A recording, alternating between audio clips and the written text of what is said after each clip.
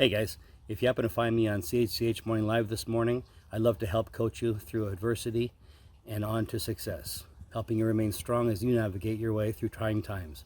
If you'd like to learn more about me or my book Blind Strength, click the link below and it'll take you right to the Amazon site where you can get it.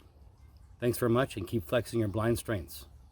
Whether we want to accept it or not. So what do you do when you're a young, aspiring firefighter, only 22, and you're told that within a year you'll be blind?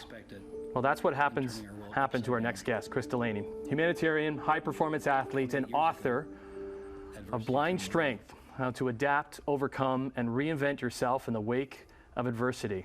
And he joins us this morning on the couch to tell us more about this. Thank you very much for having me, Tim. I'm a pleasure to be here. Thanks for being here. Thank you. Okay.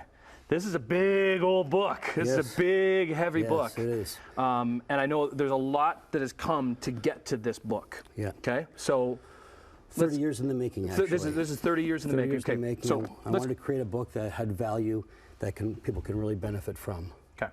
Let's go back. 22. Okay. Yeah. What happened? 22. I've been in the fire department for 3.5 years. Started off volunteering, and I was in Burlington. Yeah, in Burlington. Right. Yep. And I was aspiring to play in the CFL. And then I started seeing flashes of light, and I would look to see what it was. Maybe it was a flash bulb going off or something, and nothing was there. In the matter of 6 months, I went from perfect vision to legally blind, and I was losing my vision. That was the early signs that the optic nerves were dying, and it was a result of concussions from contact sports, oddly enough, yeah. So unfortunately... Sports was such a big part of your life. It was my life. It was my identity.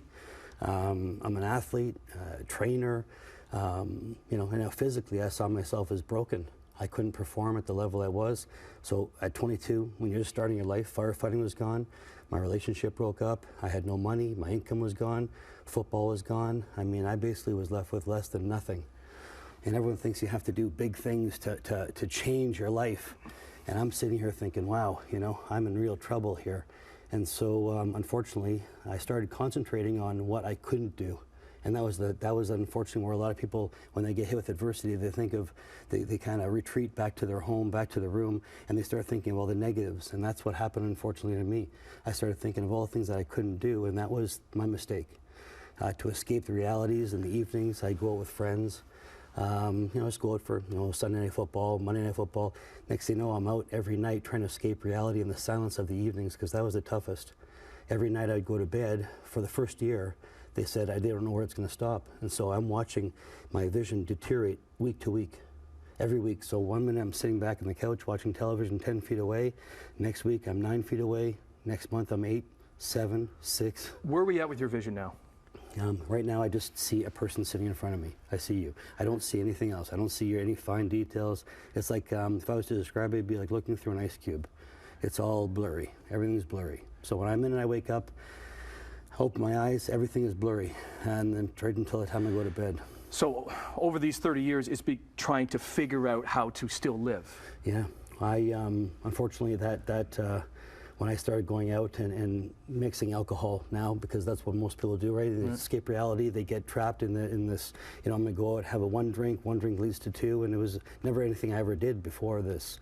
But you're out and about, and people buying you drinks, trying to help you. That was, unfortunately, I started spiraling downwards, and I ended up eventually carrying out an attempt to end my life. And you had friends to help you out? If it wasn't for two friends that unexpectedly dropped by my house one day to take me out to lunch to see how I was doing, they found me slumped at the kitchen table. I had taken a bottle of antidepressants, and all of a sudden they rushed me to the hospital where doctors saved my life. And after seeing the pain that this brought onto my mom, and with a newfound appreciation for life and those who worked hard to save mine, I vowed right there to return to the mindset of an athlete and rise to the challenge. And that's what I vowed to do. And help others in the wake of their own adversity. And that's what this book, all 300 and how many pages? There's quite a few, about 500 pages. 500 pages. But again, it's not just my story. I didn't want to just write a book that was going to have my story and that would be it. I wanted to write my story, but then also share the exercises that I had to create. So again, everyone thinks that you have to do big things. So I had nothing. I was starting less than nothing. And so I needed to think of as an athlete. So when you go to the gym, I put a plan in place, right? You put a plan in place and you perform and you reach your goals. As a trainer, that's my job, is to help my clients reach their goals by putting the proper measures in place.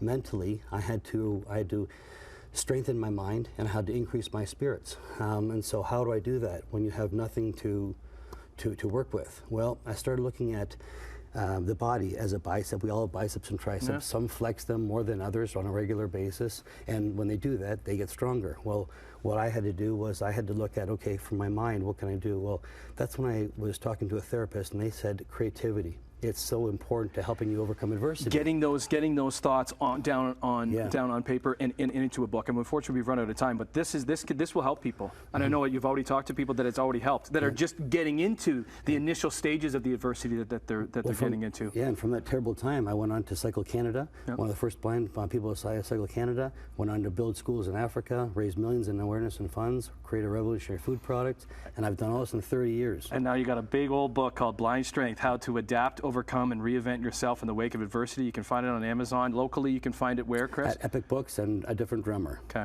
Pleasure meeting you. Thank you. Best of luck. Thank you. Thank you for all you've been doing. Thank you. And continue to do. Thank you very much. Awesome.